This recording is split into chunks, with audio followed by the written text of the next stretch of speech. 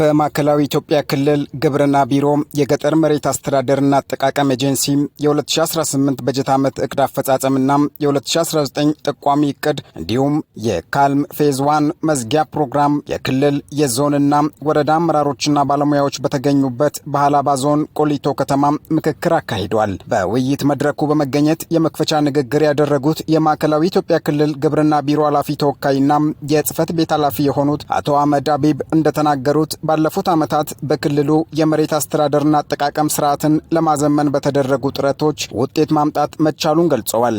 የምግብ ሉዓላዊነቱን ያረጋገጠ ከድህነት የተላቀቀ ዜጋ በክልልም ከቀበሌ ጀምሮ እየተረጋገጠ በቤተሰብ ደረጃ ነው ምንሰራው ማለት ነው። ይሄ ልንሰራ ከሆነ በመሬት ላይ ነው የሚሰራው ማለት ነው። መሬት ሁሉ ከሀብቶች ሁሉ የላቀ ሀብት ነው የሚባለው። የላቀ ሀብት ስለመሆኑ ግን ማረጋገጫ ያገኘው ይሄው ፕሮግራም እና ኢፌዴሪ ግብርና ሚኒስቴር በየደረጃ ካሉት በክልሎች ካሉት መንግስታት ጋር በመሆን በሰራቸው ስራዎች ከ700 ሚሊዮን ብር በላይ በእኛ ክልል እንኳን ትራንዛክት ማድረግ ተችሏል በ2018 ማለት ነው። ከዚህ ቀደም የነበረው ባህላዊ የመሬትና አያያዝ ስርዓት አርሶ አደሩን ለወሰን ግጭትና ለመልካም አስተዳደር ችግሮች ያጋልጥ እንደነበረም ተናግረዋል።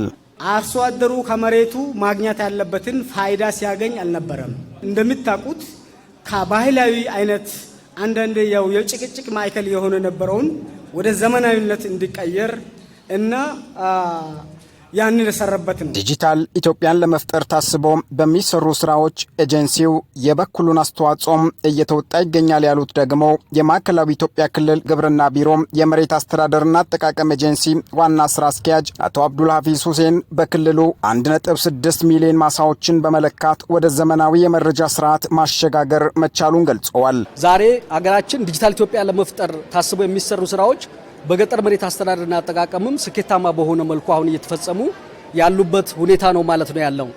ከዚህ አንጻር በዋናነት ዲጂታል ከማድረግ አንጻር በገጠር ያሉ መሬቶቻችንን መለካት ግብ አድርገን ስንሰራ ቆይተናል።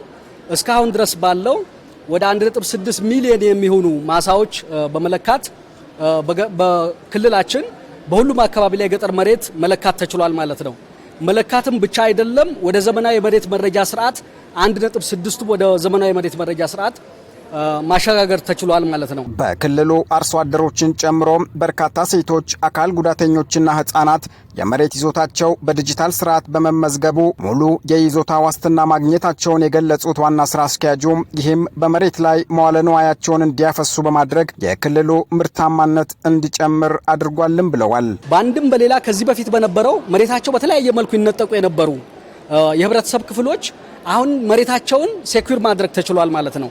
ምክንያቱም መሬታቸው ተለክቷል፣ ሰርቲፊኬት ተሰጥቷቸዋል፣ ወደ ዘመናዊ መሬት መረጃ ስርዓት ውስጥ ተሸጋግሯል። ይሄን መሬታቸው ማንም ሊነጥቃቸው የሚችልበት ሁኔታ የለም ማለት ነው።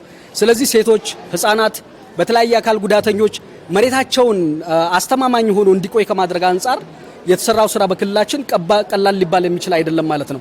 አርሶ አደሩ የመሬት ማረጋገጫ ሰርቲፊኬት በመያዣነት በመጠቀም ከ795 ሚሊዮን ብር በላይ ብድር ማግኘት መቻሉም በውይይት መድረኩ ተገልጿል። በክልሉ በ53 ወረዳዎች የዘመናዊ የመሬት መረጃ ስርዓት የተገነባም ሲሆን ከ9000 በላይ ለሚሆኑ ባለሙያዎች የዳታቤዝ ማኔጅመንትና የሶፍትዌር አጠቃቀም ስልጠና መሰጠቱም ተገልጿል። በመጨረሻም በመድረኩ የ2019 በጀት ዓመት እቅድ ስምምነት ውል የተፈረመም ሲሆን ጥሩ አፈጻጸም ላስመዘገቡ ዞኖችና ልዩ ወረዳዎች ሽልማትና የምስጋና የምስክር ወረቀት ተበርክቶላቸዋል።